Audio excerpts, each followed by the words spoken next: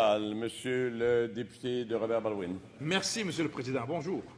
Alors, le projet de loi 9 devait avoir pour but, notamment, la prospérité économique du Québec. C'est tout le contraire.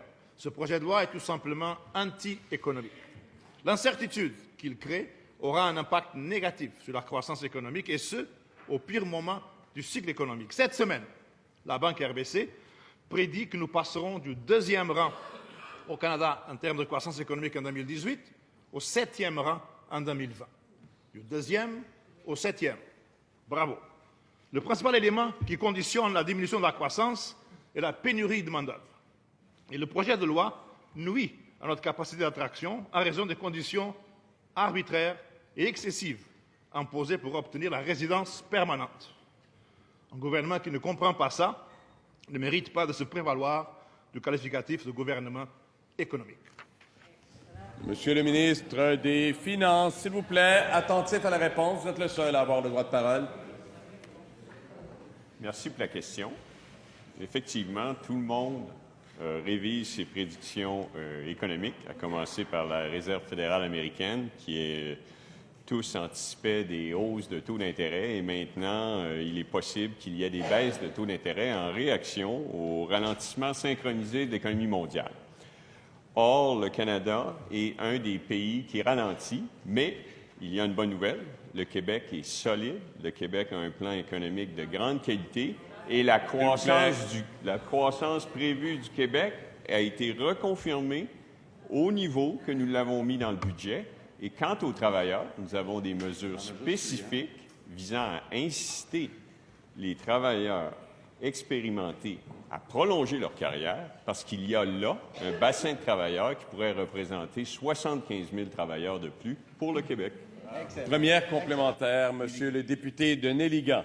Le test des valeurs et la possibilité d'expulsion ne favoriseront pas l'intégration des nouveaux arrivants. Les meilleurs talents qu'on veut attirer, Monsieur le Président, pour des jobs à haute valeur ajoutée vont choisir d'aller en Ontario, en Colombie-Britannique, car ça sera plus facile de s'intégrer. Comment le ministre de l'Immigration peut se dire aujourd'hui nationaliste, mais favoriser le développement économique des autres provinces canadiennes? Monsieur le ministre de l'Immigration. Monsieur le Président, le député de Néligan soulève une question intéressante. À savoir, à l'effet, est-ce qu'il souhaite que les personnes migrantes partagent les valeurs exprimées par la Charte des droits et libertés de la personne? Pour moi, Monsieur le Président, c'est fondamental. La société québécoise a érigé certains principes en valeur de notre société dans la Charte, notamment l'égalité entre les femmes et les hommes, notamment le fait, Monsieur le Président, qu'il n'y ait pas de discrimination, notamment, Monsieur le Président, le fait, et éventuellement la laïcité, si le projet de loi est adopté demain, mais je pense que ça concerne des valeurs importantes de la société québécoise qui doivent être partagées par tous les Québécois, de toutes origines. Terminant. Président. C'est le ciment de notre société. Et je constate que le Parti Deuxième libéral n'est pas en complémentaire, accord. Monsieur le député de Néligan. S'il vous plaît, la parole appartient au député de Néligan. Nous sommes tous attentifs. En ce moment, des entreprises québécoises se demandent s'ils doivent investir ici en raison de la pénurie de main-d'œuvre. Les conditions d'accueil arbitraires et excessives du projet de loi créent de l'incertitude. Le projet de loi nuit à notre économie, à nos entreprises et bénéficie aux autres provinces. Dans le fond, c'est le Québec qui perd et l'Ontario qui gagne. C'est ça le nationalisme économique de la CAQ? Monsieur le Premier ministre, s'il vous plaît.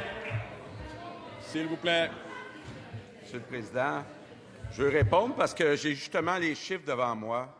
Prévision économique pour la prochaine année, Canada 1,4 %, Ontario 1,6 %, Québec 1,7 %. Bravo!